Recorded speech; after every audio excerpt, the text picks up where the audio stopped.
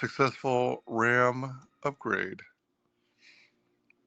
And then let's see how long what a hassle quitting Steam is. Shutting down stream. Memory pressure hasn't really wavered. And Steam is fully closed. Wow, it used to be so slow. Check that out. All right, and then we've got memory pressure. You go to CPU tab.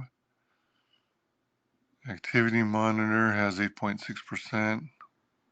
Wow. Sweet. All right. Well, thank you very much for joining me for this memory upgrade.